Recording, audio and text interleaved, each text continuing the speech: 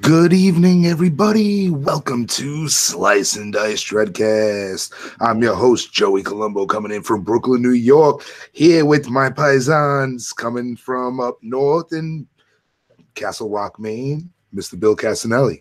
Though spring is finally coming. How you doing, everybody?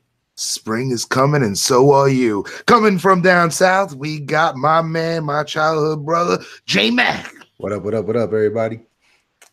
All right. Welcome to the show, folks.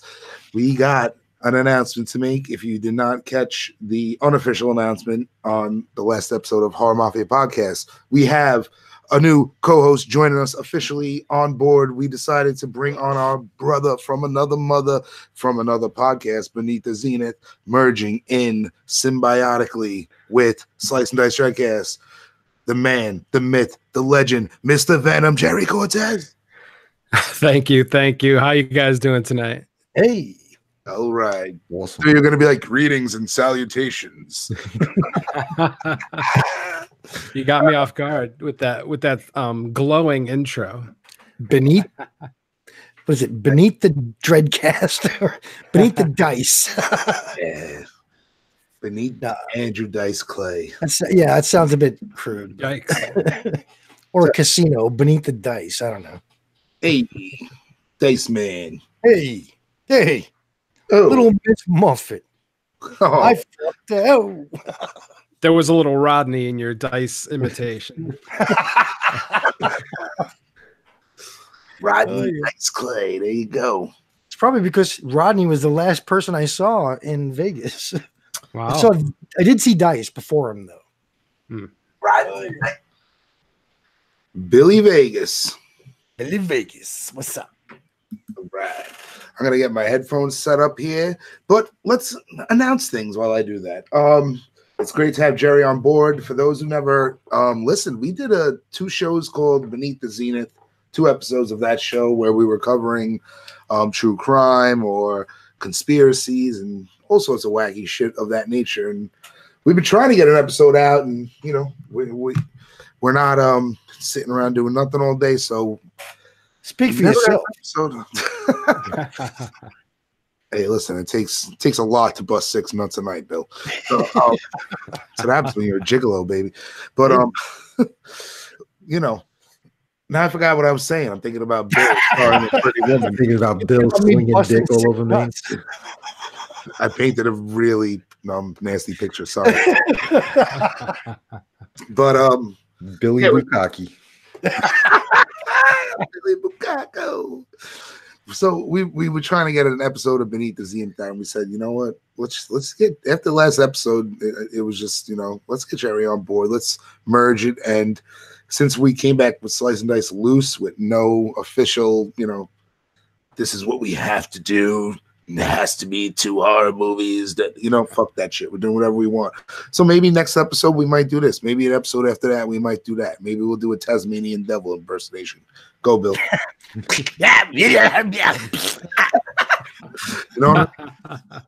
So that's that, folks. Jerry is officially on board. Slice and Dice.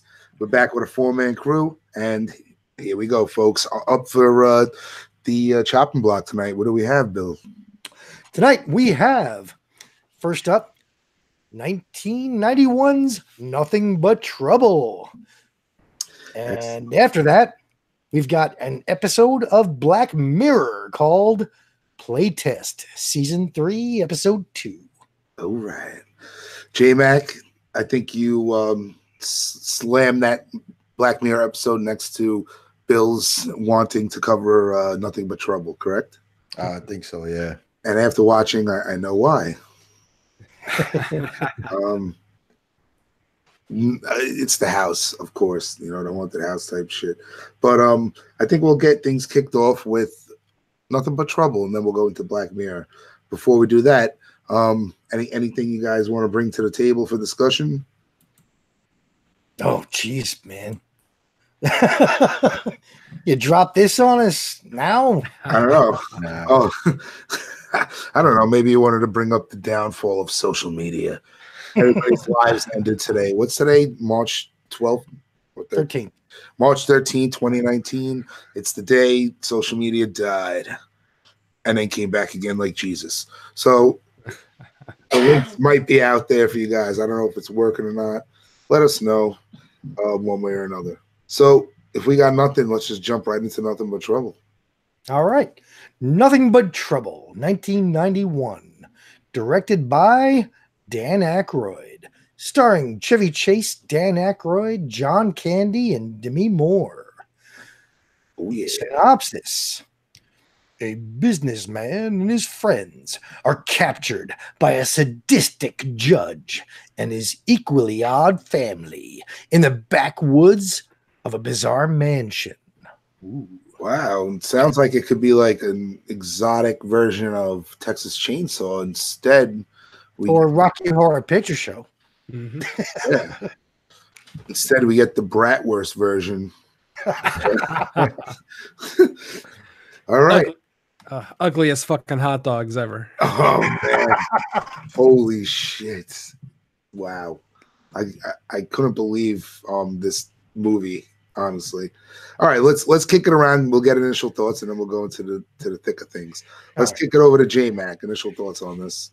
When Bill brought this up, I haven't seen this movie in so long, and like a year or so ago, I watched The Burbs for the first time in like years. And as I'm watching, I'm like, isn't there like two like blob guys in this thing? And I was mixing this and the fucking like I was combined in the two movies in my fucking head. And then I watched it this time around. This movie's like 10,000 Maniacs meets Home Alone. Oh shit! This movie is like a lot of things. Yeah, but it's fun, man. I haven't seen it in so long. I really couldn't recall anything about it other than John Candy played multiple people, and that was about it. So I kind of went in almost blind on this one. Like I remember set pieces, but I couldn't recall anything about the story or any of that stuff. So throwing it on, it was fun to go back to it. All right. So you had fun with it? Yeah, I mean, it was enjoyable. It wasn't like there's a few chuckle moments, a few like, what the fuck is going on right now? But it was. I wasn't annoyed that I was watching it. It isn't like I had to sit through fucking 1980 whatever's Trick or Treat or something like that. Oh, Ouch. 86, by the way. Hey, see, Bill remembers. Yeah. So, is this a movie you watched a lot when you were younger, or just like a one and done? It was one of those movies that I remember, like the 8 o'clock movie on Channel 11. It would pop up on there from time to time, and I probably watched it then. But it wasn't one that was like a constant in my life, or that I ever thought about. I need to go buy Nothing But Trouble one day or some shit. All right. 4K. Let's slide it on over to Mr. Venom. All right, picture it. 1992. A very, very stoned Mr. Venom and his friends are a bunch of losers. We had graduated high school for a few years. Mr. Venom's living with his mother. So he's stoned with a bunch of guys, and luckily one of them has HBO. Up comes this stupid movie, Nothing But Trouble. Dude, we had the best fucking time you could imagine having with this movie.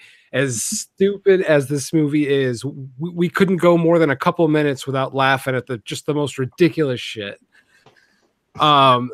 So ultimately, I have always been kind of skewed on my reviews of this movie because I just remember what an absolute blast I had with it. And to this day, I try to be as inebriated as possible when I enjoy it because it just brings back memories of that first time, and it just can't be beat until you watch it completely sober. Mm-hmm. Oh, and then it changes your life a little bit. Mm-hmm. We'll get into that though. All right. Let's slide on over to Billy Cha-Cha. Oh, for real? How about you, bud? You go. All right, I'll get my initial thoughts. Sure. So I saw this movie, when I was a kid in the early 90s, probably like not even 10 yet, and I fucking loved it, and probably because of Bobo and his brother, you know what I mean? Like the wackiness of it, right? But I didn't understand it. And then I've seen it a million times, like literally as a kid. It was always on HBO. Venom is 100% correct. I watched it all the time. But a lot of years go by. And then, in my 20s, I'd say about maybe, I don't know, a dozen years ago or so, young 20s, I watched it one night in my mother's basement, and I thought it was hysterical. It was brilliant. And then flash forward to, what am I, 34 now, and I watch it, and I got the critical eye on it for the podcast. Wow. What a fucking terrible film. A true piece of shit. But like J-Mac said, a fun piece of shit. It's like when you fucking go out one night and eat so much and it tastes so fucking good, but like you're so bloated afterwards, and in the morning you're like, oh my god, it's gonna be a disaster. But then you just take like the most delicious, perfect, solid nice shit. Yeah, that's a good way to describe this film. Oh man. It's like, you're taking exquisite actors, like delicious, food, and then stuffing yourself with it, aka this film's set pieces, and I'm sure their contracts, because the budget was $40 million in 1991. $40 million, which is double now with inflation. That's pretty fucking sickening. And it only made like $8 million. So anyway, wow, what a fucking turd of a film, but it has its moments, and we'll get into them in a bit. So yeah, putting a critical lens on and watching this film, like I didn't really expect it to be as bad as it was, and the end of the film, the very last thing when he like runs out through the wall. And it's like a fucking Looney Tunes. Like, that's the perfect ending, because that's what this is. Just a big fucking stupid cartoon, but a movie. Oh, Bill did the face wipe. He's ready to go. Let's get your initial thoughts. Well, again, theater watch, yes. I guess like much like Mr. Venom here, I was not inebriated or high, but I was dating that stripper I told you about, and she smoked a lot of weed. So I'm thinking maybe I had some kind of fucking contact buzz going when I saw it in the theater. But I loved it, and I thought this was the funniest movie. Oh boy. That's why I wanted to revisit it. There was horror, there was comedy, there was great acting. I mean, you got John Candy playing 2 roles, you had Dan Aykroyd playing 2 roles, Demi Moore, and fucking Bobo and Little Devil. Love them. Tanya just wrote on YouTube, Little Devil. Little Devil with B's. But yeah. Anyway. So back then I was like, wow, I love this movie. And why is this like so underrated? The critics hated it. Everybody hated it. And I laughed myself to death at the fact that this guy is going to get executed for running a stop sign when this freaking rap group comes in. And he's like, all right, you guys can go. Then I found out that was Tupac playing Humpty Hump. Yeah. He was. Did you guys know that? Say it again. Oh yeah. What? What's his name? Huh? What was his name? Tupac. Tupac? Shakur or something like that. Shakur? Tupac Shakur? Yeah, he was Humpty Hump. You were Humpty Hump, all right. Tupac was part of Digital Underground, but he was the one in the Yankee. That wasn't the Humpty Hump guy, right? It wasn't the real guy. It was supposed to be because he was part of it. Tupac was the one wearing the Yankee jersey. Yeah, he had one line at the end. Tupac was the guy with the nose, I thought. No, that's Humpty Hump. That was really the Humpty Hump guy? Yeah. Oh, yeah. See, I thought that was him playing Humpty Hump. I don't know. No, he was part of the group. He wasn't like even like a name at that point. Nope. Yeah. Like, did you see his acting? Like how horribly all of them. He's just like, yeah. So like, okay. So excited. Tupac is the guy with the Yankees cap. He was wearing the Yankee jersey. I don't think he had a hat on. He had like the half Gumby going. Oh, I don't know. But he had the blue shirt. It was the white pinstripe Yankee jersey. When he was playing the organ, he was the one pointing, going, "Yeah, yeah." More than likely, yeah. I don't know. See, I thought it was the guy with the nose on. I'm sorry. No. I'm over here going. We got a comment from Dan Chase. Motherfucker said 2-pack. Why is he a 4-pack? 12-pack? That's me. I'm 12-pack. Oh, you're a fucking keg, baby. Fuck I'm a 30-pack. You're a soldier, baby. You're official. Fucking put that shit on tap, baby. But yeah, fucking So yeah. Anyway. So yeah, so you loved it back in the day.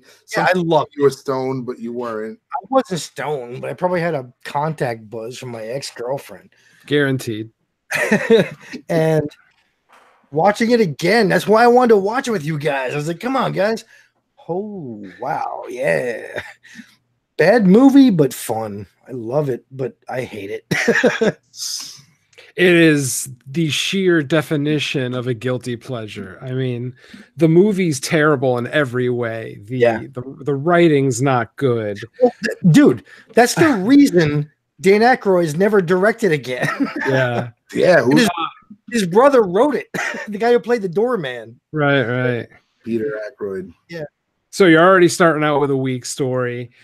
A spectacular cast who really just felt like they didn't want to be there. None of them really gave any kind of, at least Candy. I thought Candy did. was the exception in the sense that it seemed like he was actually trying in both roles that he played. But I don't know. For the Aykroyd, yeah, but Aykroyd felt like he was just hamming it up, almost like he was trolling somebody. He was probably flying on blow at that point. It was the early 90s. Yeah, they were all rich as shit, so who knows? But Chevy just like, he would just pull out the cigar and just be like, whatever. Just the way he would say his lines, like everything was throwaway. Like, no. I think Chevy's lines were written for him perfectly because he delivered them well. Like, thanks for your espresso machine and your bag of shit. Well, I mean, Chevy does play a good piece of shit, so he does a good. He's made for that, and it's not an insult in any way. I mean, I love the man, love most of his work, but he definitely played that upscale douchebag that we all know and love. That's the role he's ever done. Look at Fletch. Look at oh God, what was the one with Goldie Hawn? With a Foul Play. Yes. Look at Community. The show Community. Yeah, no, Chase is great. Let me post some stuff to you guys because I'm watching. So the beginning of this film, like I'm watching the movie and like look at who we're dealing with. We're dealing with like these aristocratic, like high society folks, right? Who like I feel like in today's society, like we would fucking hate these people. But like here, I don't know. I don't think he's an asshole until later in the film. Like it's he's odd. Speeding with the cop. Yeah, I mean, you like these characters, except the I don't know, Taylor Negro and his sister. No, that's what I was. Except the Brazilian. Yeah, the Brazilians that speak Spanish. That was a great line, guys. I'm sorry. That was a good joke. Yeah, they're over the top. They're annoying as shit, right? And they end up in shit. But the whole thing is like Chevy Chase is like this, financial publicist. Demi Moore's this high-end lawyer, and like I said, if this was, I feel like a contemporary film off the bat, you would automatically dislike these people. Where automatically, I do like these people in this film, but then as the film unravels, like I really think Chevy Chase just, I don't know, not Chevy Chase the actor, the character. You just stop liking him, It's like, dude, are you a glutton for punishment? What the hell is wrong with you? Him when he sped, when the cop was trying to pull over. No, exactly. That's you know, that's when it all starts to happen. Like the first 20 minutes is I'm like in the movie, it's hysterical. Like I think it's a great exposition. You have the perfect setup, but then it shits the bed. Absolutely shits the bed. Because I mean, I don't know. Well, I've never been apologetic for this movie. It's not good. As I started to say earlier, honestly, it is a garbage movie. Mm-hmm. Ultimately, I think it's based on your experience when you first watched it. Did you have a good time? Did you end up growing up with good memories of it? I tend not to really talk up nostalgia too much, but I every time I watch this, no matter how bad of a mood I'm in, it puts me in a good mood. And ultimately, it's entertainment and it entertains me. So Yeah. I'm not going to apologize for how bad it is. If you don't like it, I completely fucking understand. Yeah. But I'll never argue with anybody who calls this movie shit. Right. But I to agree me, too. it's rose scented shit to me. So whatever. I'll take it. No, it Very. has its moments. It definitely does. Yeah. You know what? This movie got TV play with that penis nose. That's right. No, I didn't realize that until this viewing. Wow. Really? I always thought it was just like a weird fucking nose. It's a dick. Yep. And it's only twice that it's an actual dick. Yeah, during the dinner scene and at the end. At the end. Mm-hmm. I never noticed that shit before. Yeah, I never noticed it either until this time around. I always wanted the train condiment thing. I was like, oh my God, I forgot about that. I always that is that's a lazy American dream. Yeah, but remember, he said before he became a judge, he had he got a diploma in engineering. Yeah. Right. Or his degree, whatever. Yeah. 106 years ago. $40 million budget. How much of that was spent on contraption? Yeah, and effects. Most of it, I'm sure. Well, that cast was expensive. And the cast, yeah. And they said it only made $8 million. That's made $8 million. This really is like the Happy Meal of movies. It's not good, but it makes you feel nice. You know who? I mean, the McDonald's analogy is perfect. I mean, you're enjoying garbage, but it doesn't bother you that much. Yeah. And it tastes great late night when you're stoned out of your tits. Exactly. Thank you. You know, opening weekend, it went up against King Ralph. Oh God, I like that too. I love that one when I was a kid too. Another one that I watched as a kid, but haven't seen in well over a decade, 15 years or more. You know, but yeah, that was its competition. Not steep competition. You know, but so let me see. Let me pop up my notes. Here you go. What about Demi's outfit? I was waiting for you to have the symbolism of her wearing all white juxtaposed to Chevy Chase's fucking brown suit or some bullshit like that. Actually, think about the other female character, what she's wearing juxtaposed to her. Yeah, which other female? The Brazilian chick or John Candy as a big bitch? There's 3 females. The Brazilian cop and John Candy. The cop. The Brazilian chick. What is she rocking? All sorts of colors. Right? All sorts of colors. Right. Tell you what. But why is Demi wearing this outfit? You know, like, I don't think they did it because of the symbolism of the color white. I think they did it because they knew she was going to get shit filthy, and it will make it look good. You know, I agree. Hey, whatever. When I see a horror movie, I'm always like, the guy in the white shirt is dead first. Because see the blood. Right. So, yeah, it's obvious. I mean, you could go. I don't think that was a conscious juxtaposition, putting her in white with I don't know the character's name, the Brazilian female in all colors. I don't think that was a conscious decision, but it works. They are 2 contrasting characters, that's for sure. And she is righteous, Demi Moore's character, and trying to do the right thing the whole time. Thus the innocence surrounding her. So it works. I like it. I like that little part, that little factor. I just don't like Demi with short hair. I don't know. That thing, she had a fucking bouffant on top of her head. The fucking year before was Ghost, where she had that fucking bowl haircut. Remember for Ghost? Yeah. Well, here she had the reverse mullet. I didn't like it. Better Off Dead. She looked great. You guys saw Better Off Dead, right? Oh yeah, $2, good, buddy. man. Sure. I've always thought Demi Moore looked like a MILF her entire life. Like even when she was like a teenager, like 19 years old, like her peak hotness, she still looked like a MILF somehow. She's just always looked like a MILF, which is not an insult in any way, by the way. I'm just saying she's always, to me, looked like a MILF. I don't know. Not in G.I. Jane, though. Not so much, no. Anyway, I digress. And there were just odd moments, like they're talking or whatever, and then she just like asks, what does she say? She goes,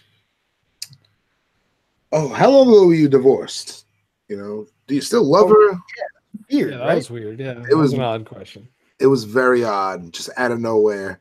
I was like, "What?" But she did a couple things like that to him, because at the one point when they're in the room, she starts kissing him. Yeah, I was like getting all hot, and then she just fucking picks up and leaves and does something else. I forget what the fuck happened, but totally not into her character. You're questioning a movie where the bed flips 180 degrees 3 times and they're still in the bed, and a guy goes through a fucking wall with his frame. that's just symmetrical force, Bill. It's like how you spin a roller coaster when it goes upside down. That wasn't magic. That was just really, really wet plywood. It's fucking physics, bro. Yeah, a centrifuge. Somebody hold on. He knows everything about science. Tell us about the physics of it. You know what, man? We need a movie with a dance scene in it so Don could break down ballroom dancing to us again. Like he did on that episode of fucking Mafia where I laughed my balls off because Don is an expert in fucking modern dance. 1970s European German modern dance. What? Catch him in his tighty whities and tank top. What was that? The Suspiria episode when he did that shit? Yeah, that was brilliant. Oh god, I was laughing come on. Give the guy a break. He was the guy he tried out for fucking Dirty Dancing. Come on. Don? Yeah. With Green Top. It was like Thunder. Donnie Castle. Nobody puts Donnie in a corner. Nobody. We love you, Donald. So anyway, got to make that Photoshop happen. Come on. Where's Neil? Nudie. Where's Nudie? Nudie. Oh, shit show here. Shit show. So yeah, weird things going on. Definitely not in her character to all of a sudden jump on her. And that's the thing, like the logic of the movie doesn't need to make sense, but that was definitely out of her character's realm, you know? Yeah. Mm-hmm.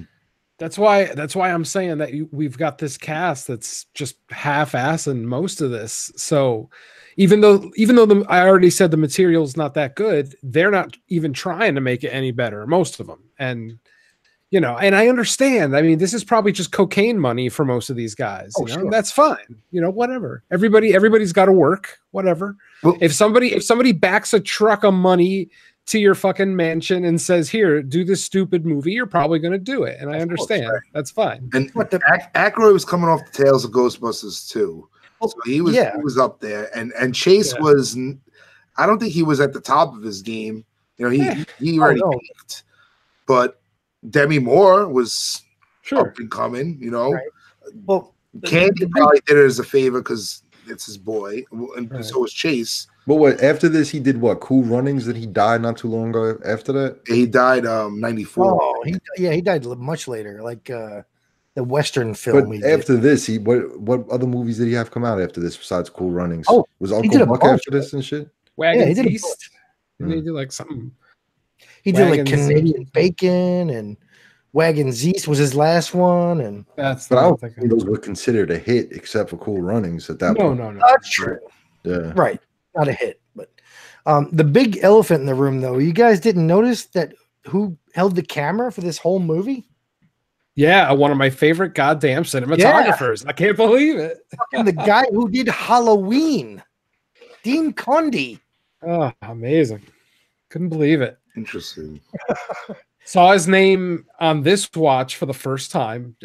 I guess I just never paid attention to it, but yeah, I watched this, with a new set of eyes. And granted, I already like this movie, but it's ultimately even Dean kind of phoned it in. It's not like he did anything too special here. God bless you for doing it, but I think also, this was this paid it for his this paid for his boat.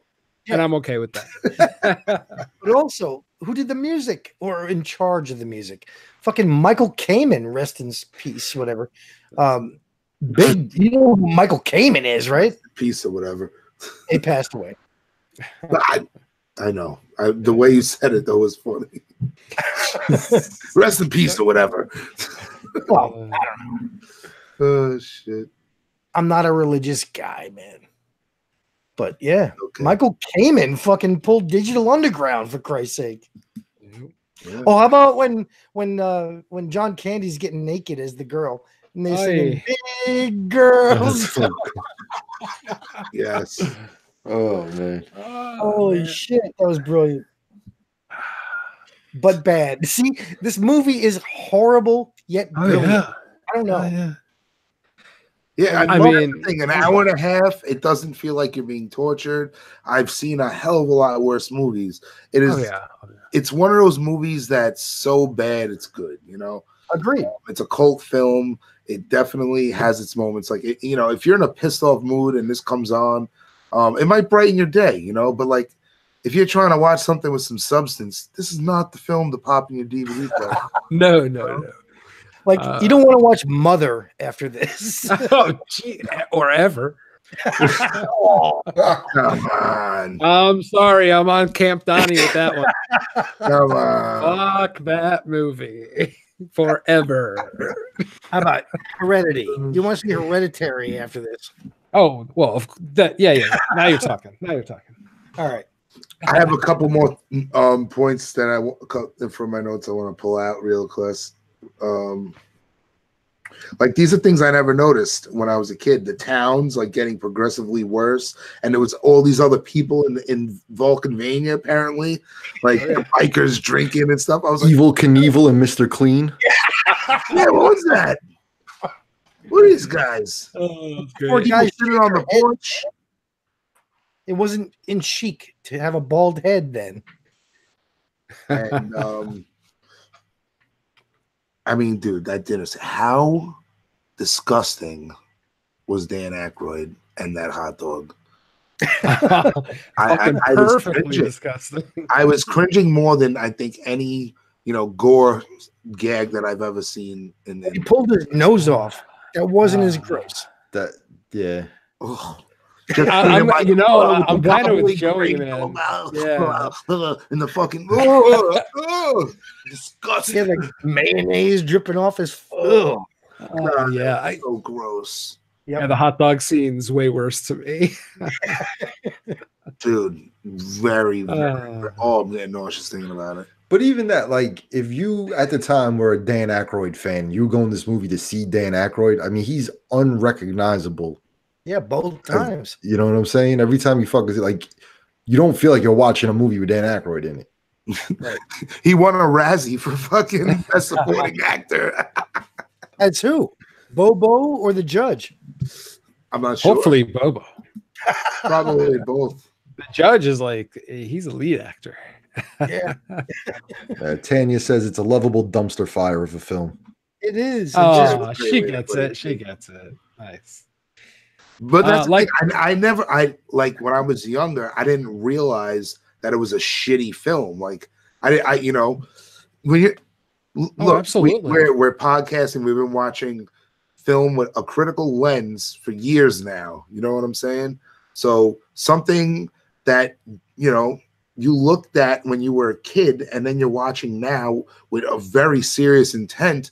It's like, what? I can't believe this. I thought this was brilliant. Even like I said, in my young 20s, when I watched it that one random night in the basement, Was it just because I was burnt out of my mind that I thought it was brilliant, or is this actually brilliant in some ways, like Bill is saying? You know, That's like me. I can see what Aykroyd was thinking of doing, and he wanted to make like The Burbs, a horror comedy that was, his dream. But the result, however, this is more comedy meeting horror than horror meeting comedy, if that makes sense. Sure. You know what of I'm course. saying? like I didn't even realize that people were getting fucking killed. I saw bones shooting out, but it didn't really comprehend that these people were getting killed In Mr. Bone Stripper. Yeah. I didn't. It didn't, like when I was in single digits watching this. I didn't comprehend that. And I think that's lead asshole was one of the Baldwin brothers. Yeah, Daniel right. Baldwin. Of course. Blow you to get out of a fucking speeding ticket?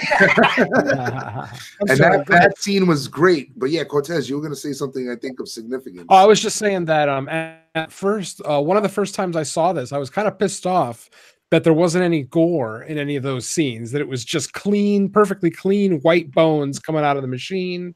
No blood on the machine, blah, blah, blah, blah, blah. Watching it with a little bit older eyes, I kind of understand that it's almost family friendly horror. Like like Bill said, as adults, we understand that they are dying.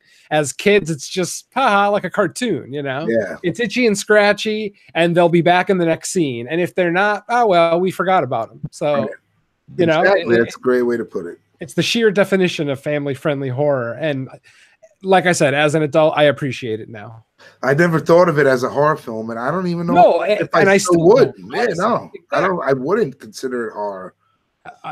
Now after 40 plus years in the horror community. Yeah, I mean, I can't possibly call this horror. This is a straight comedy to me that has horror elements in it, which are cool and make the movie kind of speak to me a little bit more. So that's probably why I accept all its faults. But yeah, this straight comedy to me that just happens to take place in the Texas Chainsaw Massacre setting. Yeah. Yeah. Remember the attic with all the IDs and yeah, that's creepy as shit if you're walking through it, right? Hell yeah. Jimmy Hoffa. I was telling him to take that ID. That shit's worth money. Yeah. Damn. And just tell them a random place where you found all his IDs, and they'll go looking like idiots, and they'll give you like a bag of money. Fuck yeah.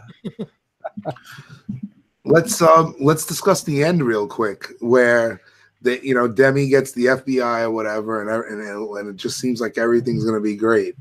They open the door. Hi, Judge. Oh, Jesus. As they were walking up the stairs, I'm fucking yelling at him. The first couple of times I saw this, I'm yelling at him, "You fucking idiot. What kind of cops would make these two go back to the blah, blah, blah, blah, blah, blah, blah," just cursing this movie out, but still smiling ear to ear while I'm doing it. So, and I understand that, in comedies, just like horror movies, stupid shit has to happen to advance the plot. So, okay, fine. I'll accept it. It's stupid, but I'm laughing. So whatever. Wow. I just had like a fucking crazy ass flash of like being a kid and like saying, "Oh, what's the sequel gonna be like? He's gonna come after him in the city and live." I actually thought that there could be a sequel to this. This highly successful movie. Again, as a kid, not sure, absolutely. As a kid, if it played in the theater, it was a big movie. That's it. If it was in the theater, everybody knows about it, whether they saw it or not, whatever. But, my theater is the same theater as everybody in the world. When you're 10 years old, you're not thinking globally by any stretch. Right. No. 91, we're like 22. So we've talked about this, multiple times with the ending, with the cartoon and the family friendly. It plays on that so well, where again, as a kid, didn't catch any of these adult themes. Sure. So it kind of does show. So, like, if I showed this to my daughter, she's not going to see the penis nose. She's not going to fucking have a clue. You know what I mean? No. Like, and if she does, then she's seen a penis in person. Yes, then there's a problem, right? Yeah. Like, She's gonna be like, Dad, I didn't know you had a brother named Bobo. think about it. If you showed us to a kid, right? There's the scene where they're drinking and doing drugs in the car and everything. But aside from that, what else is really would stick out to a kid like, a young kid like that? You know what I mean? When he said blow you for getting out of a ticket. Yeah, like my 6-year-old wouldn't even know what that means. You know what I mean? Yeah. If they're young enough, yeah, they're not going to understand. It's that weird age from like, I don't know, 10 to 13 maybe, where, they're starting to hear terms like that it might start an uncomfortable conversation or two. Right. Like I didn't remember that line until I saw it this time. Yeah. I definitely, I didn't really make mental notes of the toilet humor when I was younger. I just kind of chuckled at it because I was an idiot. And even though, I was 22 when this would have hit home video or HBO, I basically had the mind of a 16-year-old. Like I said, I was on so much weed. I was smoking it like it was free.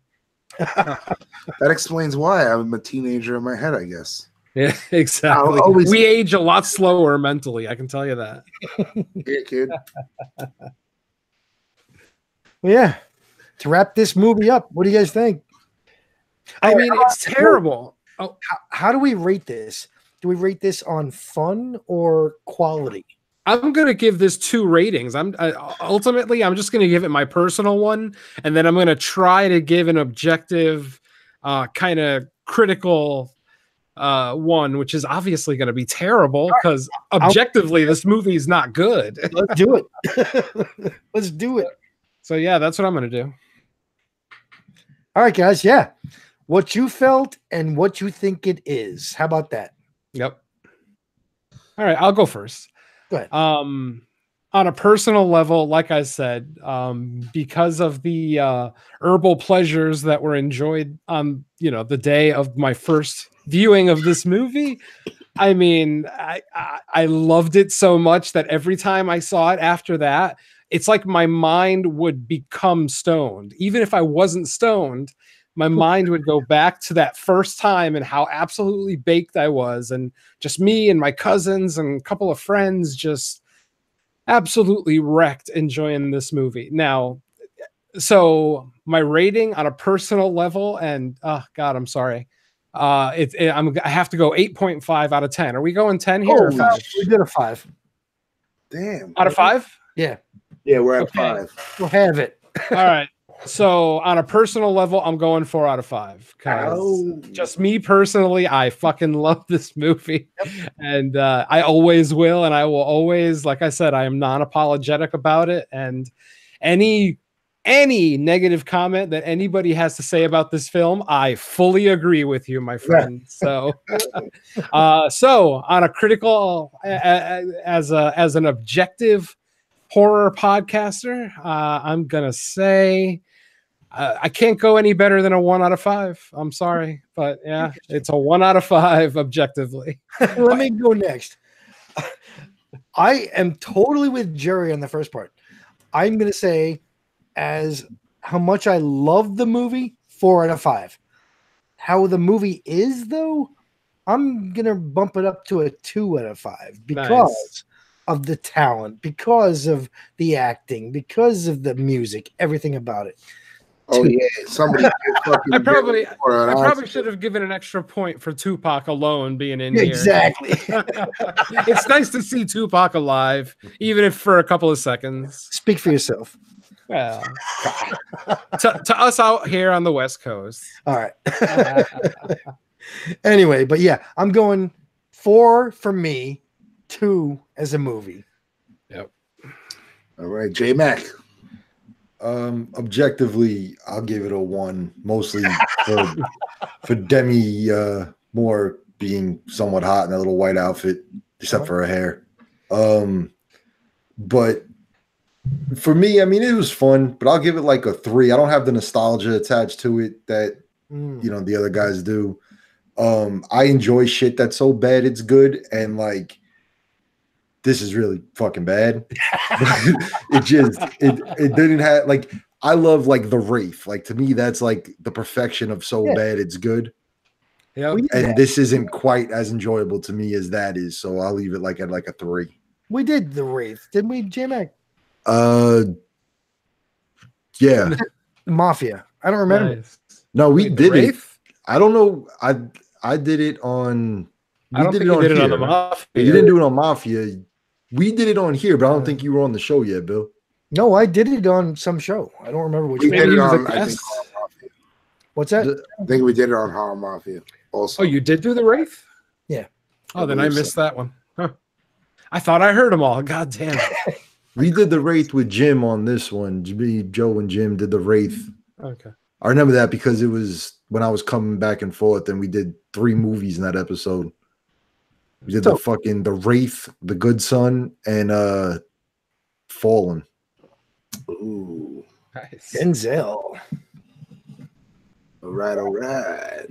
Denzel. Oh, by the way, does anybody think that Bobo and Deeble's costumes are leftovers from Nightbreed the year before? Ah! Oh, shit.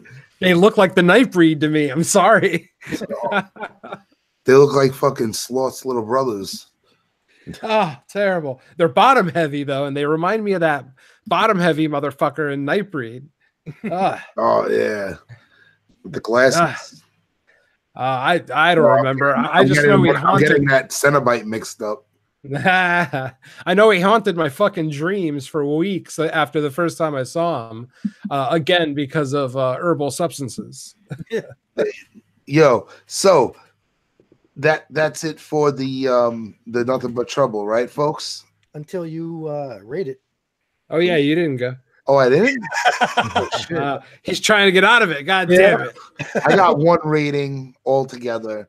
I'm going with a 2 out of 5. I'm not going to give an objective and a subjective one. Fair enough. All right. I think the movie does have its moments. You know, if you double that, a 4 out of 10 is not the worst. It's just a below average. Oh, So, way below it. well, if average is 5, it's right under. Sure. You know? So it's not that bad, but it's not good by any means. So, you know, it's if I never watch this again, I'll survive. You know, if I watched it with my kid in like a couple of years, just to show it to her, you know, I'm not gonna, you know what I mean? Oh my God, it's something that you could have fun with the family with, and laugh. You know, get together with some friends, maybe take a little mushrooms and watch this. You'll have a good time. But ultimately, nothing, everything but trouble with this. That shit with the Hawaiian punch can was funny as fuck. Too. Yeah. Fucking oil. Yeah, the fucking Yo, oil. gun. I'll tell you right now, I was dying for an ice cold HP. No, it wasn't ice cold. I'm saying I was. But listen, A room temperature. before we get into Black Mirror, J-Mac, Bill, why don't you tell the guys what we got in store for next week? I'm going to grab a seltzer. Oh, how about we take a break then? Let's do something we never do. Since he's going to get, Try to be good. I need to get about 4 more of my adult seltzers. So, Adult salsa. let's take a break. Nice. What do you say? Hell, I don't even know what we're doing next week. So. What were the 2 movies you had picked out? Mine? We're doing mine Yeah, again? that was what we agreed on, unless you All want to right, change it up. All right, let me set this up. So, next week, we're going to be delving into some bad but good movies, unlike Nothing But Trouble. We're going to be bringing it out to you with Mr. Tommy Wiseau with his classic The Room, followed by a movie that is basically, I can't even call it a documentary, but a movie based on how this fucking movie got made, called The Disaster Artist. Oh, yeah. All right. And how about that? Yeah, call me an uneducated man, but that was one of my favorite comedies of that year. I absolutely one? love that movie. I'm Which one? excited. Which one? Disaster Artist. Have you seen The Room? Oh, of course. Multiple. I live in LA. I went to one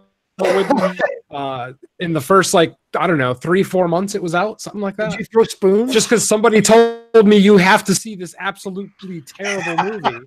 Okay. It was playing at the New Art in Beverly, and it was expensive as shit. It was like $18 fucking for the midnight screening. And I'm like, you're making me pay almost $20 to watch this garbage.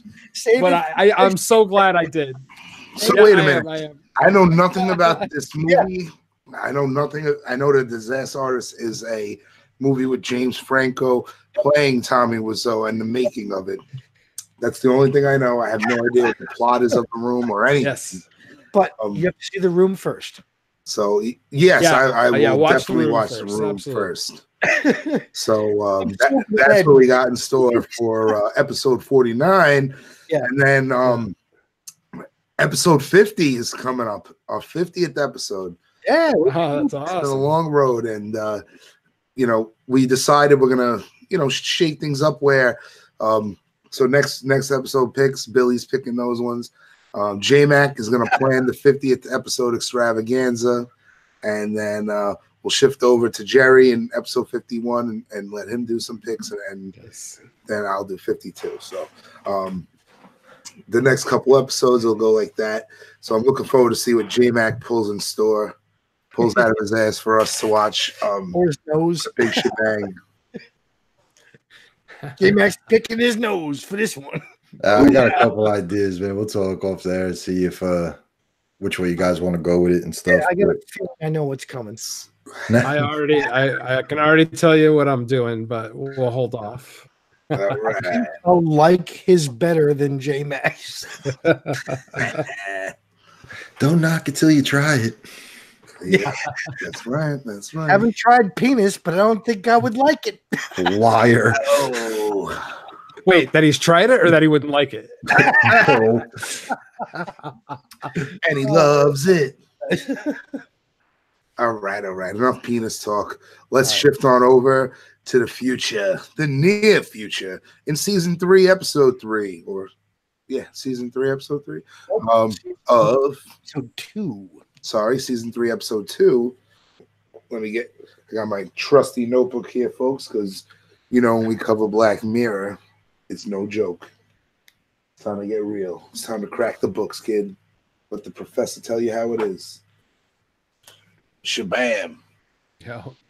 Shazam. Bada boots, bada bots, bada beats, bada bands, bada lots. All right, now, but for real. Season 3, episode 2, Playtest. You can find this on Netflix. This is going to be a spoiler-ridden review, so if you have not seen this, we will throw up our spoilers warning before we start going into all that jazz. So if you want to listen in until then, but we suggest shutting this, hitting pause, catching Playtest. It's about 55 minutes or so, and coming back and listening. So, let's get into Playtest. Season 3, episode 2. An American traveler, short on cash, signs up to test a revolutionary new game system, but soon can't tell where the hot game ends and reality begins. Directed by Dan Trachtenberg, written by Charlie Brooker. This one stars Wyatt Russell and Hannah John Kamen. All right. Wyatt Russell, son to Goldie and Kurt. Oh, really? I didn't know that. Yep. Wow. Yep. He's a hunk. Oof. He was a stud. Dude. T. Holy crap. All right. Let me give my first impressions, please. All right, get into it, Billy Chouch.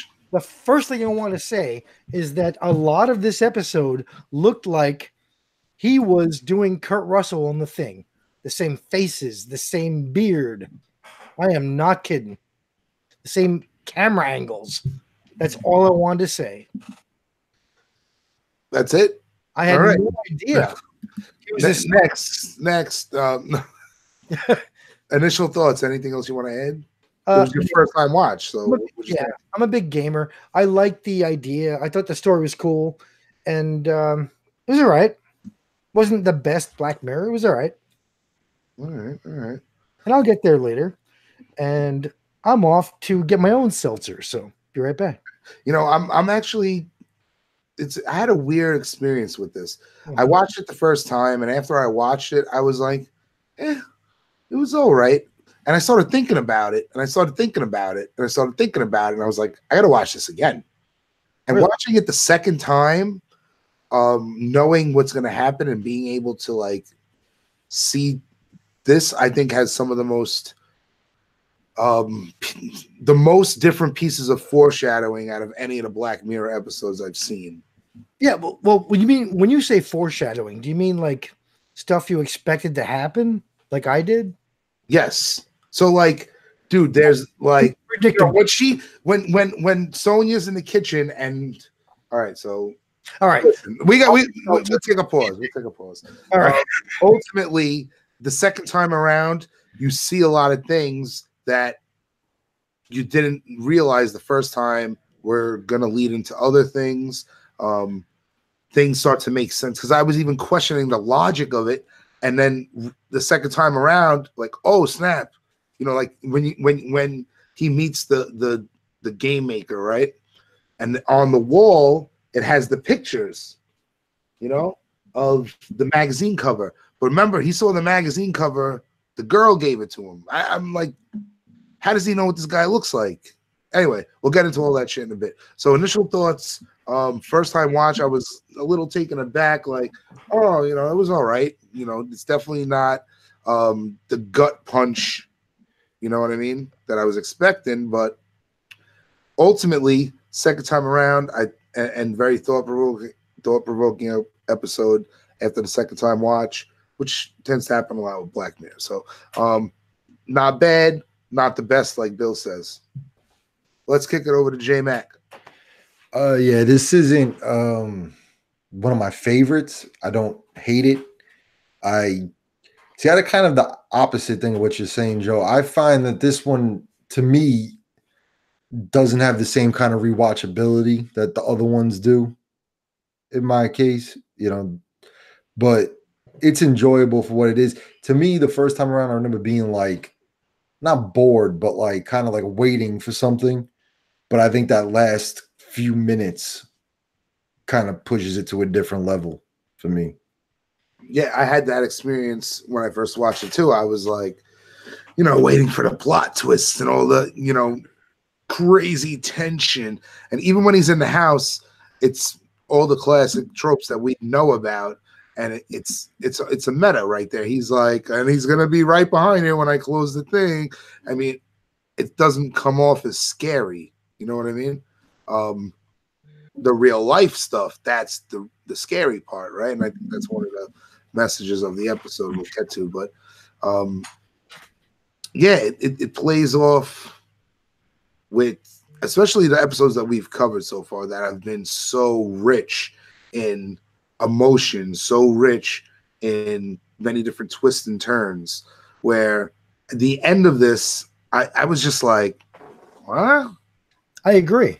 You know, trying to make logic of it rather than feeling like, whoa, taking, you know, having my breath taken away, like in White Bear, like in Shut Up and Dance. But let me take a step back and let JC give his initial thoughts, and we'll get back into the thick of things. All right, this definitely is not a favorite of mine. This is a perfect example of a good story that just missed the mark in the second half.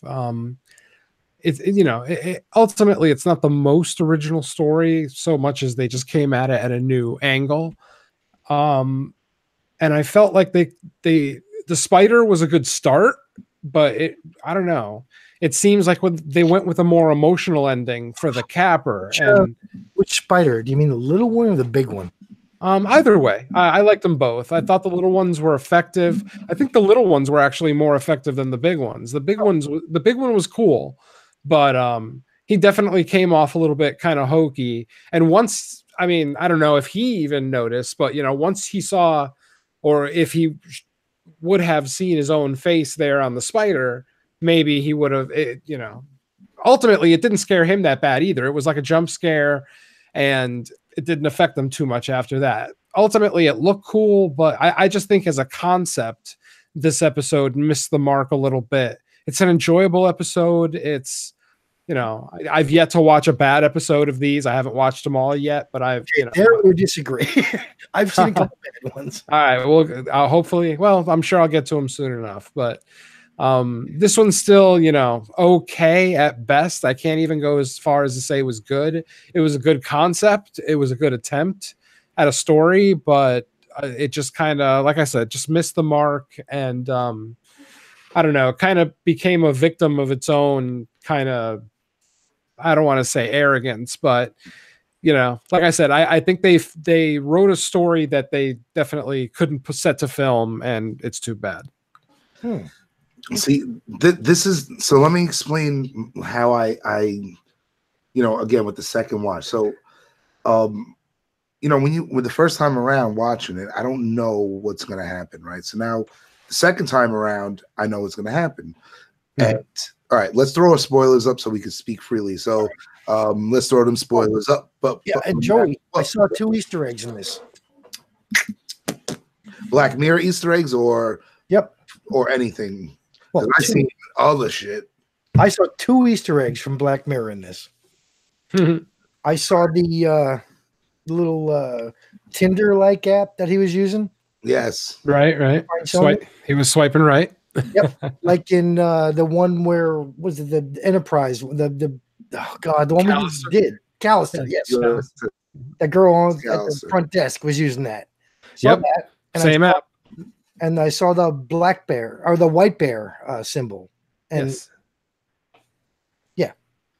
the white bear symbol from Bandersnatch. Oh, Bandersnatch. Thank you. Yes. That I saw. What about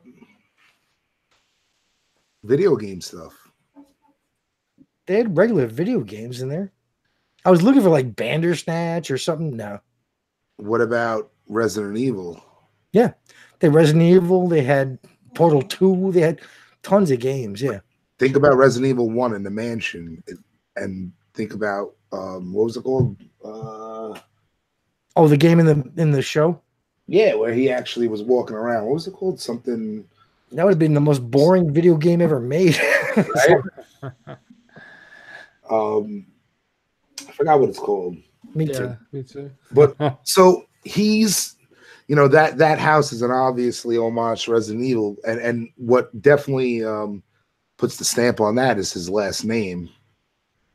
Mm-hmm. Anybody catch that? No. So when the typewriter's typing up his name, his last name is Redfield. Cooper Redfield. Redfield. Redfield. Yeah. Chris Redfield's long lost cousin. Yep. Yeah, cool. And Resident Evil is in that stack of video games. Yeah, I know. Yeah, yes, it is. I'm a fan of those games, though. Oh, I'm a huge fan. Yeah. I finished up Resident Evil 2, the recent remake. I finished through every possible playthrough, all the DLC. I love that franchise. I love it too. I haven't played the new ones, but back in the day, we used to always play this shit fucking in the dark, getting the shit scared out of us. I got mad in the first one. We're like, you can't not get hurt. No, yeah.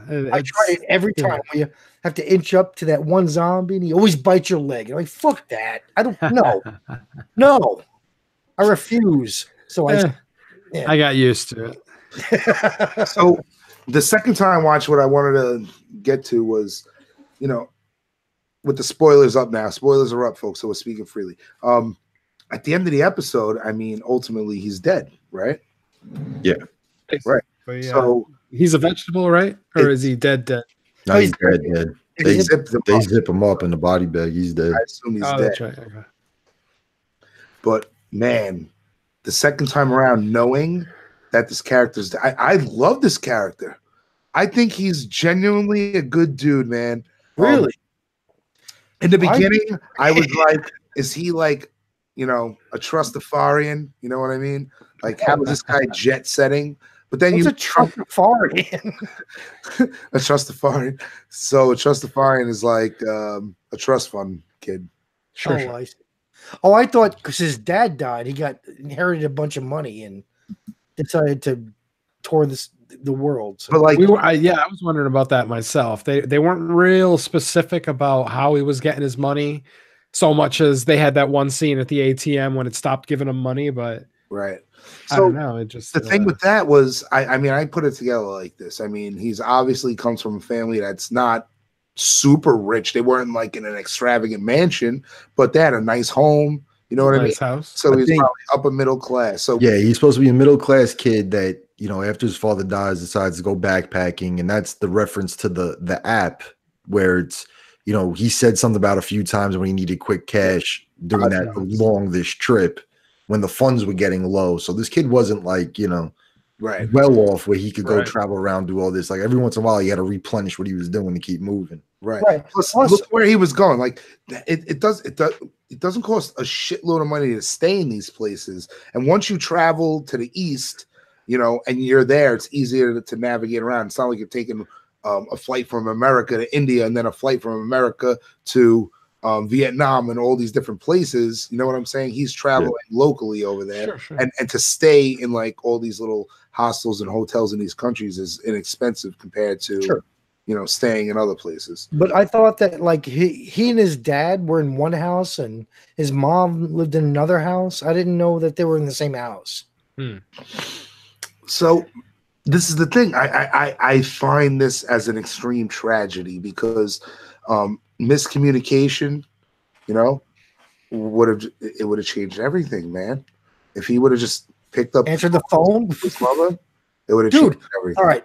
The big twist. It all took place first off in 1 second, and then in 4 milliseconds. Yeah. I mean, that's what they say our dreams are, that all of our dreams are, you know, from seconds to fractions of a second. So who knows? Wow. The human brain, it's a crazy thing. That was a cool twist. Sure, it worked. I didn't even find that like a crazy of a twist. I found the fact that he died like what? Because the second time watching it, like he goes, the kid, you know, the little girl is scared from the turbulence. He's like, just think of it like it's a roller coaster, and he throws his hands in the air, and then she throws her hands and she's smiling. You know, he's a good dude, man. Yeah, you know?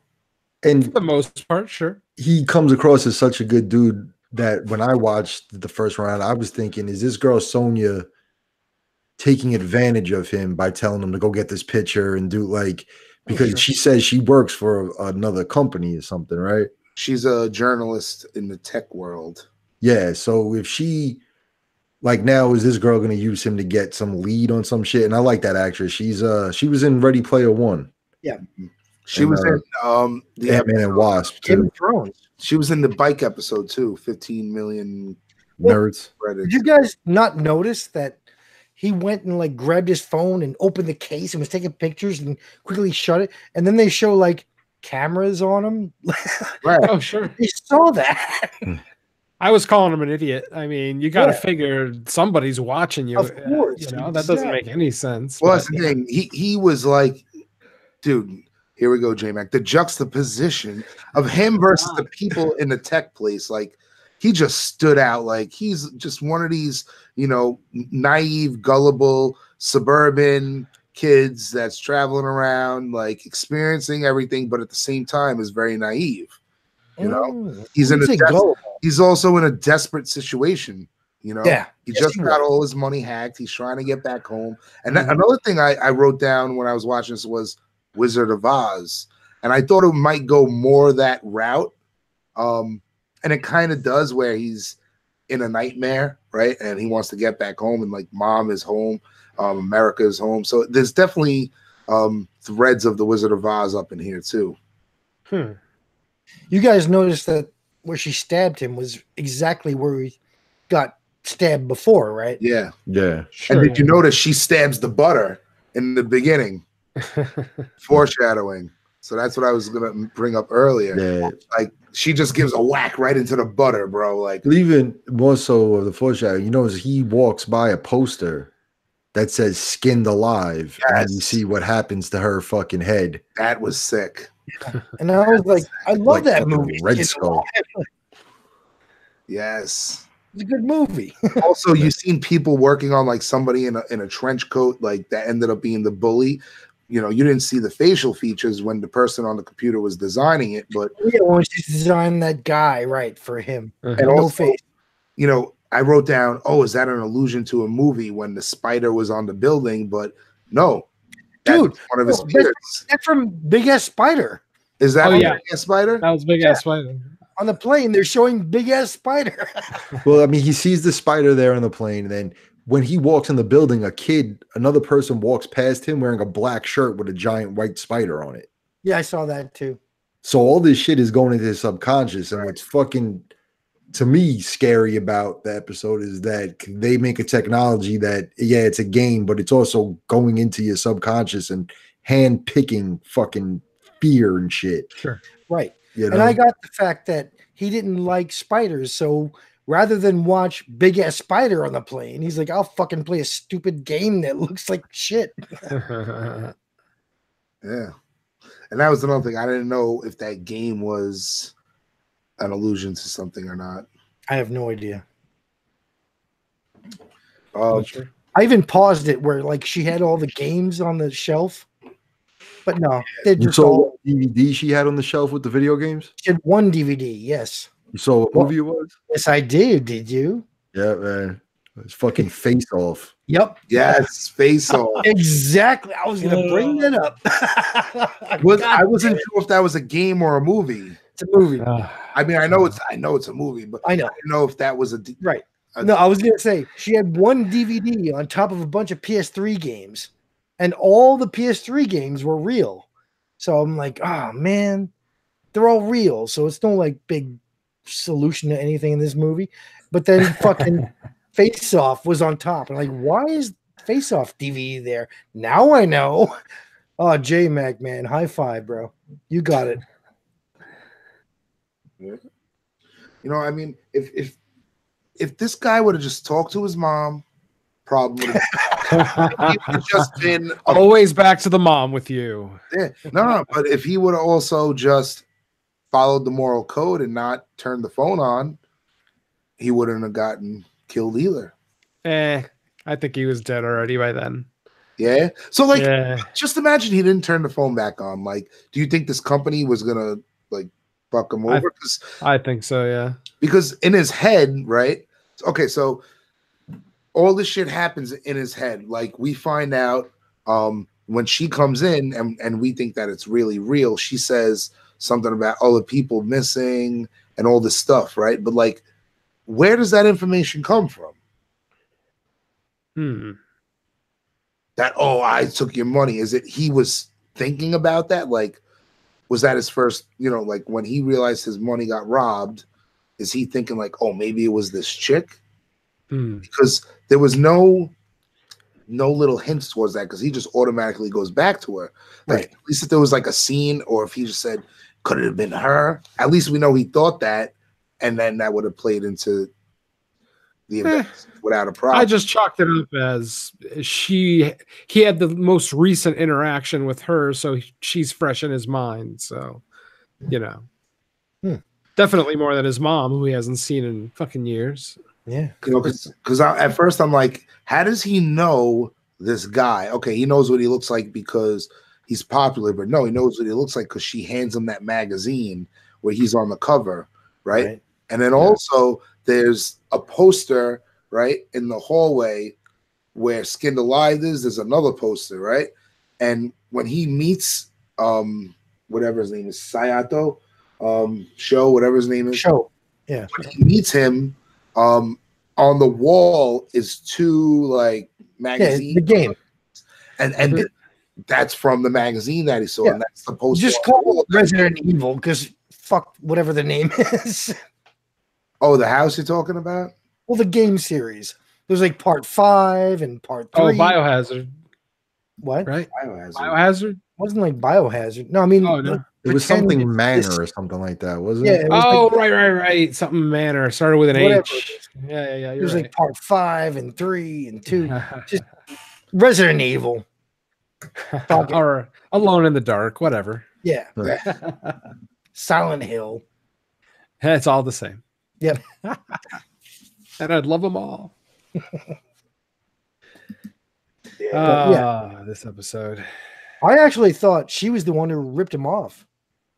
I was thinking that when the episode was over, I'm like, I don't know. There They was didn't really. some, yeah, like I said, there was some kind of vibe to her that made me think she was, fucking screwing him over somehow. Sure. Dude. I tend to think I'm overly cynical, so everybody's trying to, in the hopes that I don't get surprised about it later. But yeah, she came off as, I don't know, almost too perfect for him anyway. And she had access to his phone. Second guess, which is I'm sure he did too. Yeah, sure. It's the subconscious thoughts about that, right? But also the fact that she had access to his phone. Sure, I'll go with that. It was unlocked. Right. So that's my theory, or not theory, but hypothesis. Sure. Hey, whatever. Yep. Like how did he know that the patent was rejected and all that information that Sonia tells him, the fake Sonia tells him, right? Like, how does he know all this stuff? I mean, they don't really. I don't think he does. I think it's just it's just his anxiety, his panic, everything he's been worrying about is now, materializing in front of him. Agreed. J-Mac got it. Yeah. You got to connect it back to the Raven, though, right? Not really. Go ahead, Edgar Allan Poe. Tell us what happened. Oh, what's in there? But, well, here comes the book.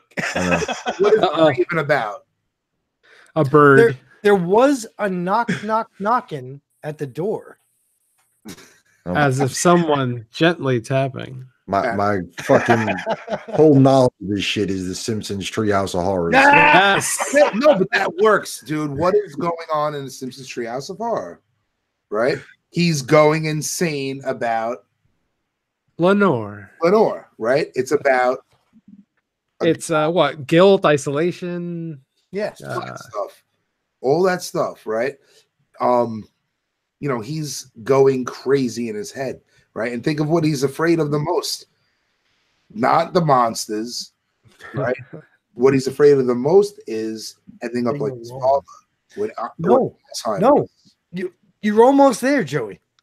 Being alone. The whole point of this is he loses his dad, his best friend. Then he loses his mom. His best friend? It said his dad was his best friend. Oh, yeah. And then his mom, she goes, right? Which is like guilt, why he didn't want to lose her. And then who's he got left? Himself. And then guess what? He loses that too at the end.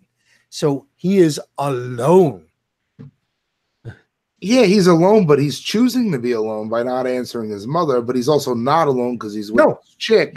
But he's trying to, I think, figure out who he is and self-identify himself. No, dude, I totally disagree. I think the whole reason he hooked up with her, he doesn't want to be alone. So Tinder, bam, yeah.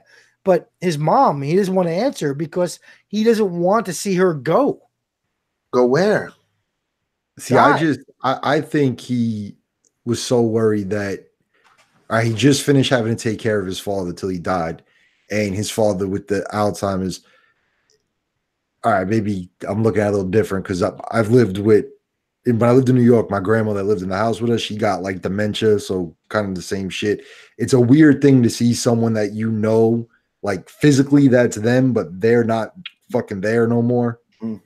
And I think he's so, after taking care of his father for so long, and then his father passing, not wanting to deal with the prospect of having to do that to his mom, he's trying to separate himself from her.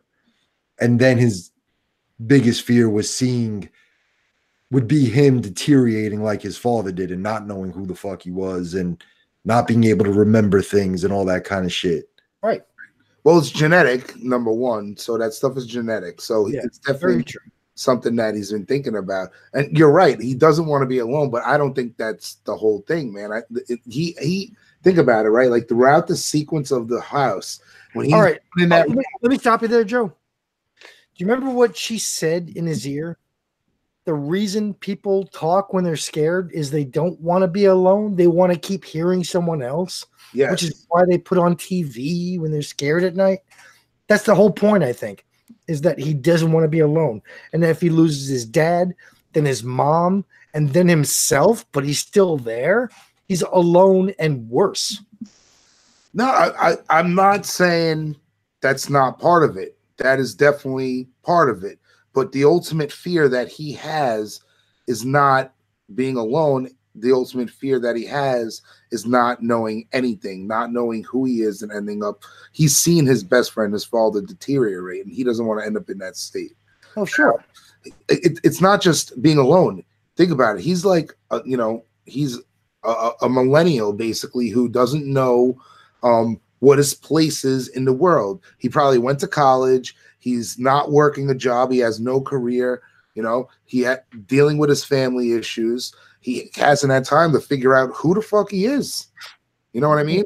So, yeah, loneliness is definitely a theme, but so is self-identity, and so is the fear of the inevitability of ending up like his father with dementia. It's not just one definitive thing here. You know what I'm saying?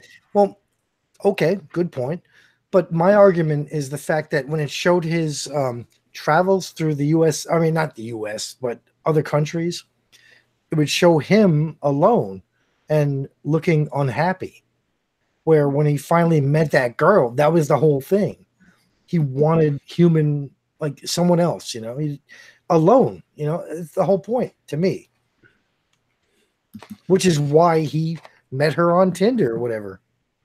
Sure. Definitely. It's not. And also the fact when the girl on the earpiece was breaking up and left him and he got mad and he threw the earpiece out of his ear. I thought that was his biggest fear at that time, was to be alone. I'm confused because I'm trying to think of the sequence of events when he throws the earpiece. But just to go back to the Raven here, though, the Raven, right? It's the guy is going crazy, right? He's alone. So yeah, that is definitely one of the themes. But dementia, also losing his mind, is a theme. So again, it's all hand in hand here. All these different themes are melded together to make this emotionally complex ending and demise of this character. And that's why, like I said before, the second watch is where it really, really stood out to me, the episode, where on the first watch, I thought it was all right. I didn't think it was Black Mirror's best, and I still don't think it's one of Black Mirror's best, but I think the depth really unravels afterwards, because, I'm kind of looking for that Black Mirror crazy plot twist and intensity. Right. Like when you watch Shut Up and Dance, like you feel the pit of your stomach throughout the whole episode as the suspense is nonstop, where this is the opposite of that, and it's a very slow burn. I know you hate that term, Bill, but this is a slow burn. You know what I mean? I get you, but I disagree. I think the whole point is the same as my fear, is dying alone. And he did. And his last words were, "Mom." He finally called mom. Yeah. Yes. I was going to say that too. Yeah. Nice. Yeah. So that was my take. I'm sorry. That his biggest fear was dying alone, and he couldn't tell his mother. So he finally called her after all that, "Mom." So yeah. But yeah, I really don't know as much as the Raven as you do. I have it. I can go read it again, but do it right now. I know the basic story. I've read it out loud. But quote the Raven, nevermore. Mm-hmm.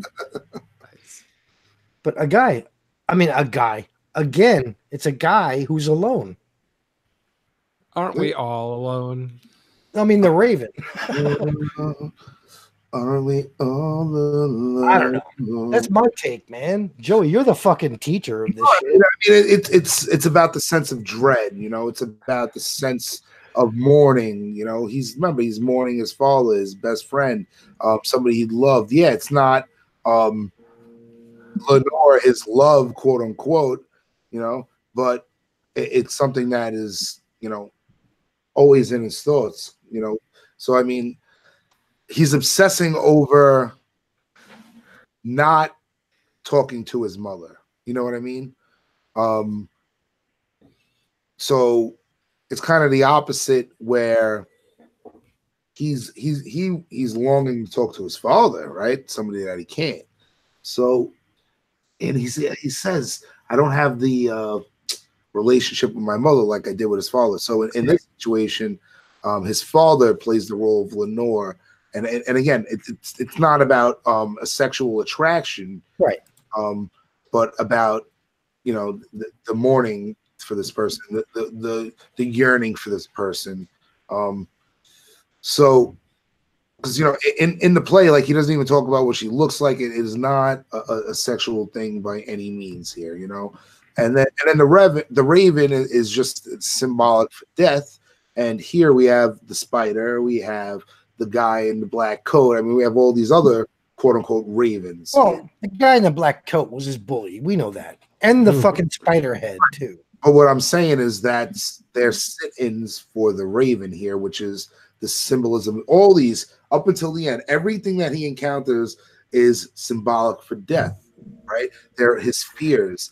A spider can kill you. That guy in a black coat can kill you. You know? No, he knew he couldn't touch him. Oh, I'm not talking about it in the house. In real life, that person can kill you. In real life, a spider can kill you. Like, that's why he's afraid of those things. So, you know what I'm saying? And in the poem, you know, the raven, which is tapping at the door, is symbolic of death. So what I'm trying to say is, though all this stuff that is tapping at his door in this house, which did happen, there was a tapping at the door. But I want to ask you one last question, Joey. Oh boy. How did Poe die? How did Poe die? Alone. Oh, I was going to say autoerotic asphyxiation.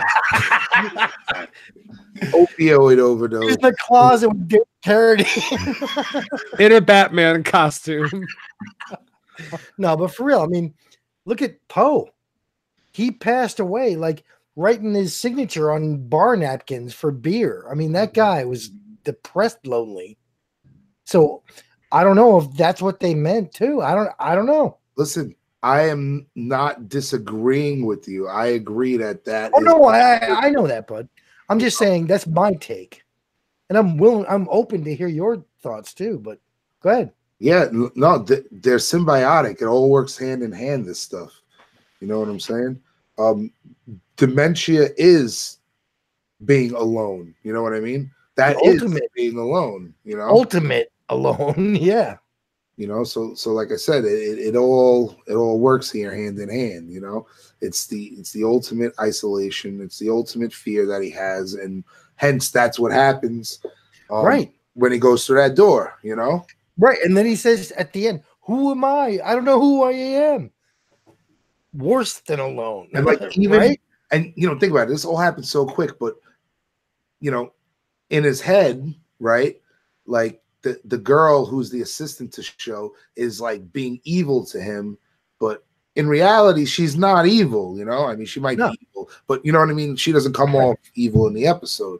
So that's him and his you know, unconsciousness instilling those attributes to her character because of what's going on with fear. You know, and also paranoia, right? Paranoia, her laughing at him, saying, "Ha ha, there's nothing there." Right. In other words, shit, I'm alone. Yeah. See, that's what I'm getting at, dude. I'm sorry. Go ahead. I was going to say the paranoia too is another part of it, which also runs in with the Poe himself, but also the Raven. How so? No, I'm saying paranoia, like the character is paranoid. Oh, paranoia itself. All right. I thought you meant the girl. All right. No, that's cool. Yeah, no. I'm saying paranoia like I said, all this all runs together. The sense of dread, the sense of horror, the sense of fear, the sense of isolation. This is what makes this work for him. This is what makes it all scary. So yeah, I mean, a lot of stuff going on in this episode that stands out more with a second time watch for me. Nice. But it's not something that I'm gonna sit there and like watch over and over, like, oh my god, this is amazing. But it's well done, well thought out. When at first I really questioned it, like, what,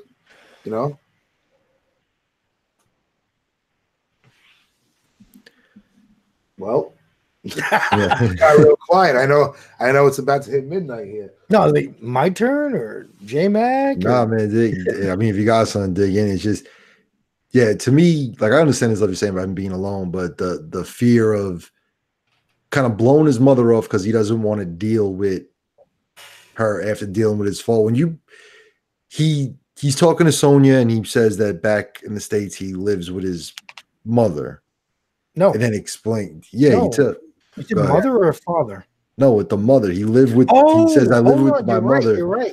And then she's like, "Oh, like basically trying to make him not feel like you still live at home with mom." She's like, "Oh, there ain't nothing wrong with that." And he was like, "Well, I went home because my dad had Alzheimer's and all this shit." All right, I'm sorry. You're right. Yeah. So for some reason, I thought like he was taking care of his dad in one house, and like the parents divorced, and she was somewhere else. I mean, the way I took it was that he went back home to help with the father who was kind of losing it. Right. No, same house. You're right. Yeah, like when you're a young adult who's trying to have your own life, and all of a sudden you become responsible for another adult.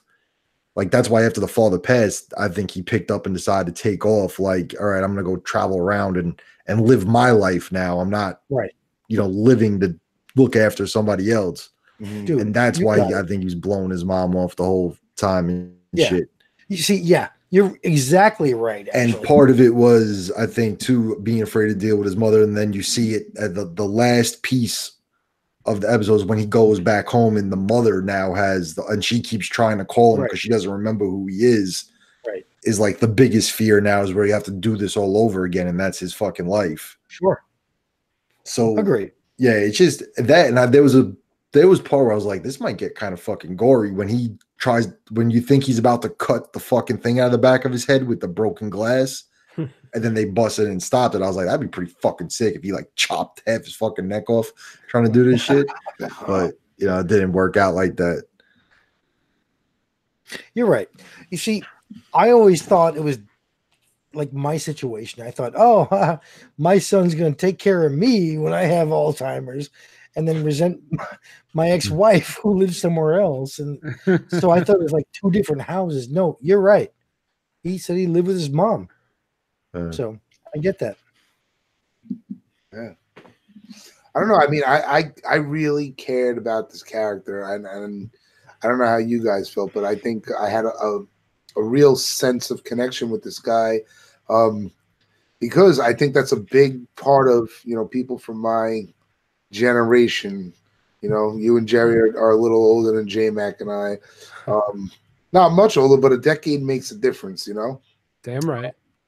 You know what I mean? But think about it. We invested a lot of money going into colleges. People of my generation invested a lot of money trying to find a career and figure out who we are, and yet we're still living at home with mom in the basement, trying to struggle and make ends meet because of debt. And I mean, I feel like that caters to that kind of like, again, suburban middle class. I'm going to college, and then after college, I still don't know who I am, and I got to figure it out. Generation. So no, you're right. I connect to that a lot. I still try to, who the fuck am I? Who am I? We backpack around Europe to figure out who I am and experience the world. No, I mean, I understand the sentiment, especially after taking care of his father, but I guess, as a Hispanic man, it's one of those things that like, I can't imagine just because you got to realize, yes, that's your father, but that's also your mother's husband. That's the man that she loves, maybe they weren't still totally in love, but they were still a big part of each other's lives. It's a huge part of each other's lives. And I don't know. I feel like abandoning his mother right there was still, I don't know. It's a weakness on his part, not being able to deal Yes. with. It's a level of selfishness, I think. Oh, absolutely. Without question. But it's not all selfishness could be bad. You know what I'm saying? Sure. Sometimes you got to do shit for yourself. Like, and after taking care of another adult, like, you know, who like that, wanting some time to yourself, I don't think is something that should be frowned upon, you know? True. No, but guys, but at the same time, you don't ignore every fucking phone call the lady makes to you. You know what I'm saying? Exactly. I mean, you still do have a responsibility for whatever it's worth. Sure. Yeah. Guys, from my point of view, I've got custody of my son. He is my best friend. So when he said that, like my dad was my best friend, I immediately like ran and fucking like objectified with this kid. And I'm like, I get that. So that's why I thought it was, you know, he doesn't have good relations with his mother. You know what I'm saying? So sure. That's why I was like, oh, I get it. But from a totally biased point of view, I'm sorry about that, but that's my life. Absolutely. Yeah. But that's the shit that I love about this series is that, you know, that kind of shit will come up watching this kind of stuff. Right. Sure. You know? Yeah. It brings you deep. And that's the thing. This show, not only does it explore technology, but it also explores the human condition. You know what I'm saying? Yeah, it shows how technology influences human beings, but also the same old things in humanity that are never going to change, that have been here since the ancient Greeks were duking each other, and that will be here if we're around 2,000 years from now. You know what I'm saying? All the flaws that come with humanity. And this is the thing. When we watch Black Mirror, and I know every time I'm going to get it, you are to not be like these characters. It's a morality tale. You're supposed to learn from the drama, sure, learn from their flaws. Right, like Joey, like that first episode. You know, I fucked that pig that one time, right? So I really deeply enjoyed Billy the Pig. I'm joking, folks. I don't know. Well, you didn't see my first girlfriend. Woo. Jesus. Anyway. Oh, man. You know, because you could talk about it like this. You could have a discussion just about the biotechnology in humanity. We didn't even talk about that. You know what I mean? And the future and all that. That opens up conversations about that. But we're focused more. We've been talking about the family dynamic and the humanitarian aspect of everything. We have barely touched on the technological aspect. If you think about what we've just been talking about this whole time. Oh yeah. And how about how that like didn't even hurt? It was like bim. Oh, is that it?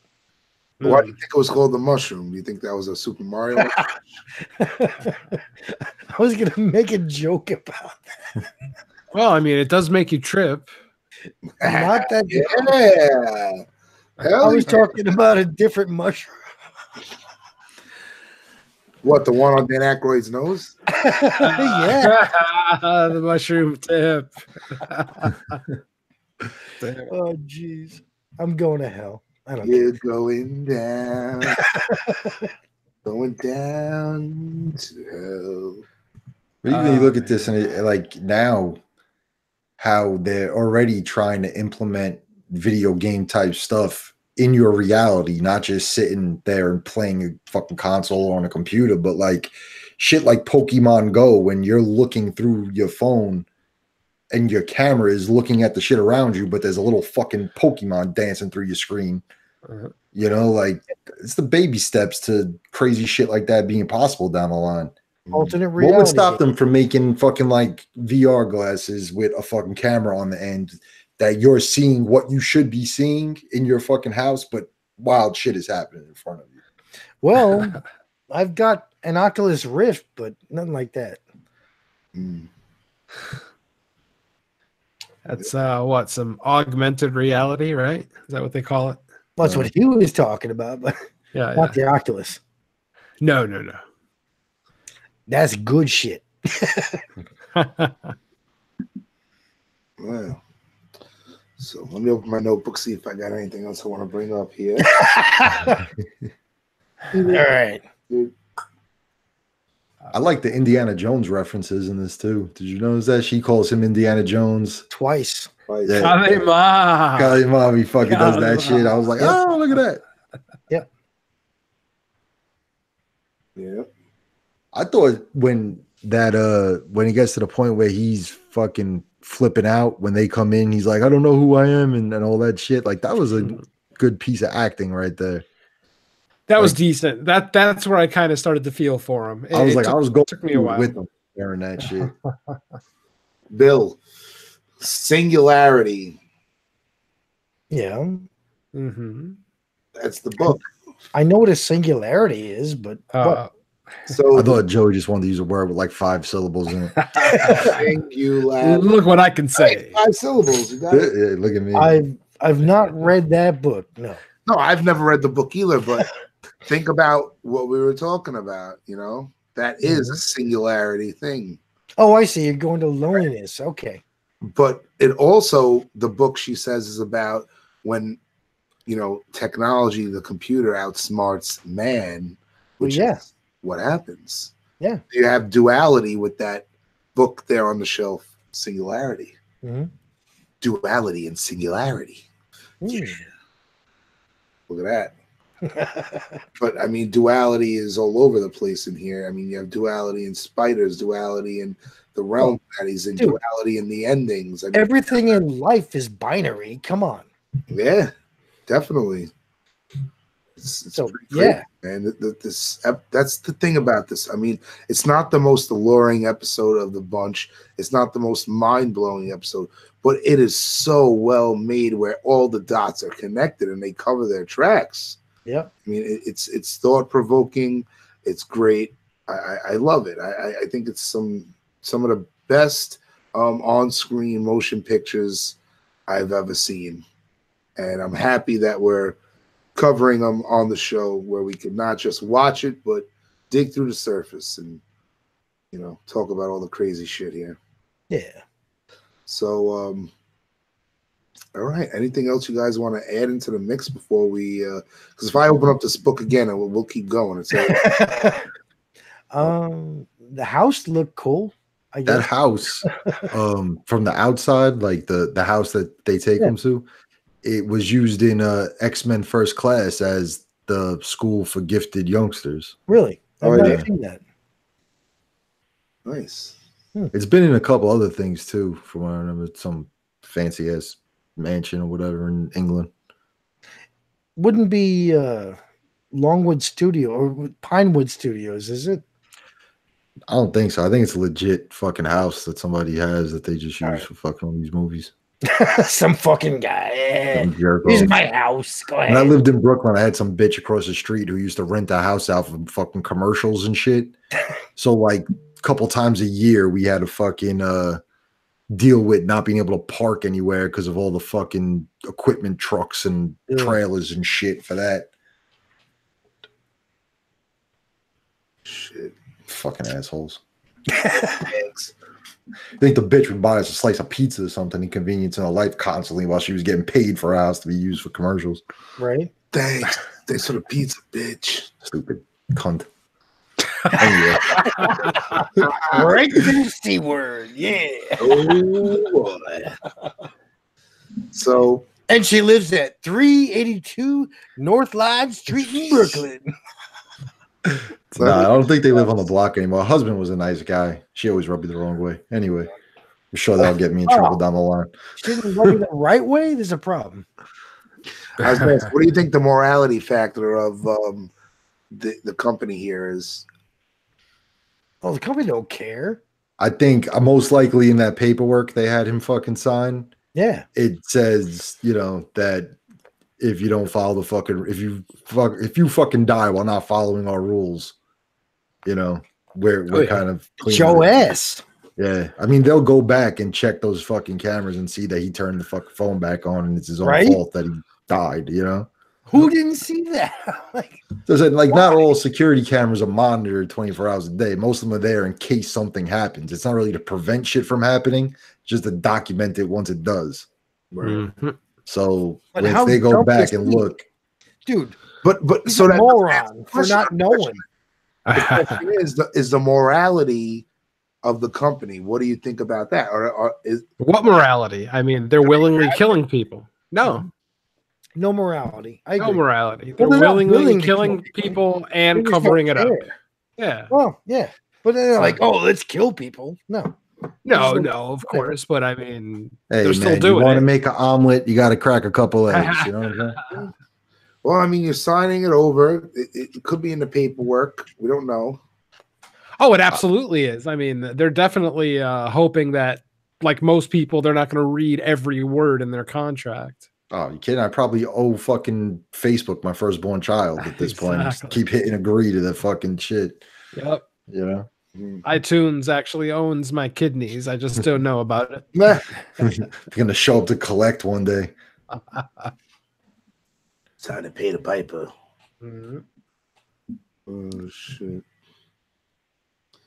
All right. What was that in? Fucking Monty Python movie. What? Oh, Meaning of Life. I never saw it. Oh, really? Oh, that's a good one. They came to collect his kidneys.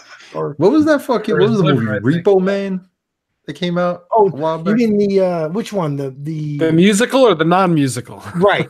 Exactly. Oh, Which one? I didn't know the fucking one with No, two separate movies, but Yeah, both two the same different thing. movies. what the fuck is that guy's name? I can't think of it now. Forrest Whitaker. He No, was in, no, the he was fucking in the white non-music. dude. Bill Fuck. Mosley. Oh, the He guy was- from Buffy. I forgot. No, what the fuck is that bitch's name? I might be calling it by the wrong fucking name, but he, you know, like if you fucking got like a kidney transplant, you can't pay up, he'll show up and fuck cut you open, steal Yeah, your kidney. Yeah, back. yeah, that's what I mean. There Both were two movies. movies with that exact Oh, all right. plot. Yeah. Just One's one a was a musical. musical and one wasn't. Yeah. He wanted to say Judd Nelson for some fucking reason. No, not Judd Nelson. I don't think so. No, you're no. Now you're thinking of like Emilio Estevez in Repo Man, which is nothing like that. Oh, I forgot about that one. Yeah. Great movie, by the way. Yeah, yeah. At least I think so. It's been a Harry while. Dean I'm Stanton, too. thinking of Right. something else. This movie came out like not too long ago. You guys keep talking about other shit. I'll figure it out. All right, look up Repo, the Genetic Opera, Yeah. or look up Repo Men. Yeah, I think it What was is it? Repo Man. Yeah. Nah, it ain't that shit. I'll get back with you. All right, Mhm. Fucking What? Jude Law was in it. The fuck? that's Repo Yeah. Men. Yeah, That's the not the newer one That's with Forrest Whitaker? right. I don't know. Forrest I saw it like once. I don't remember Forrest Whitaker was in it. Whitaker. That's Repo Men. Okay. Yeah, yeah. Jude That Law, was Forrest that was Whitaker. decent. I think I saw that. Yeah, I definitely saw that. That was Yeah. that was all right. That's Yeah. right. I like the musical better, actually. Oh, totally. Oh, absolutely. I love that musical. We got Dude, more Paris musical. Hilton. Paris Hilton looked great in that. Well, yeah. She's like a giraffe. I don't like her. I've never been a big fan, but I love that movie. Me too. I might have been mean. I just don't like skinny bitches. They freak me out. No, I'm with you, man. But the girl from Spy Kids, oh my God, she grew up. She was in the Machete movie, right? Yeah, oh yeah. Both of them. Alrighty. We ready to rate this, or you got anything else cooking over there, Professor? Nah. I'll just keep going on tangents about shit. So, This is what the people want. Dude, that Let's would be talk a about great Jude show Law. one day. Doing both the Repo movies. Oh, yikes. Oh, I'm sorry. God damn it. I just As long as each of us sings one song from the movie. Hey, I'll do Bill Mosley's part. All right. Nice. All right. So, any final thought? I mean, we'll do a final. Any last things before we do a final thoughts? Nothing additional. I mean, it's a middle of the road episode. Kick it I'll off. probably lean towards. I don't know. I'll lean towards slightly better than average. So, am I rating it? Yeah, kick it off. All right, I'm gonna give this one a 3 out of 5. I enjoy it, but it's not necessarily one that I'll revisit too often unless I'm watching the entire series again. All right. I go full step higher. I'm a 4 out of 5. I think the episode is pretty damn great, especially on the second time around. The moral of the story: talk to your loved ones, folks. Call your mother. What's gonna happen? Call your mom. Right? Don't be like this guy. Don't be naive. Be aware of your surroundings. Pay attention. Wake up and snap the fuck out of it. So that's the long and the short of it, folks. 4 out of 5 from me. J Mac. I'm gonna go 3.5 on this one. It's not probably near my favorites of Black Mirror, but it's enjoyable. The last few minutes of it really kind of bump it up for me because the beginning there was parts where I was just kind of bored out of my mind. Even when they get inside the house and all the creepy shit happens, like the jump scare stuff was cool, but the fucking painting changing and shit. That stuff was all fucking fun. Like it was fine, but that last little piece kind of bumped it up higher. So yeah, 3.5, I guess I'll go with. All right. And lastly, Bill.